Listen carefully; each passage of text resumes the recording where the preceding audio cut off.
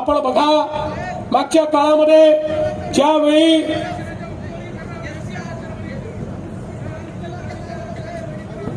कशाचं हा वर्गीकरण करणार आहे, अंतिम टप्प्यात आहे, काळजी करू नये. राहू दे त्यांचा प्रश्न बरोबर आहे, राहू दे प्रश्न बरोबर आहे त्याचा बाबा.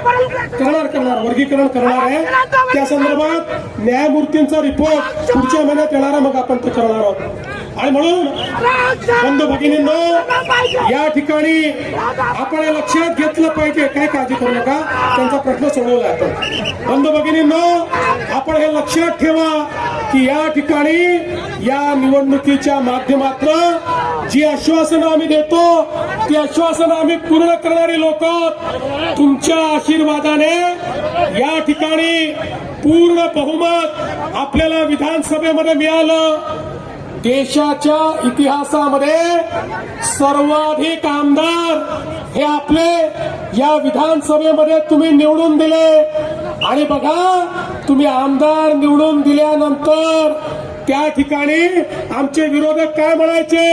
आमचे विरोधक म्हणायचे, आता यांचे एवढे आमदार निवडून आले, आता हे लाडकी बहीण योजना बंद करणार. 1 वर्ष झालं लाडकी बहीण योजना सुरूच आहे.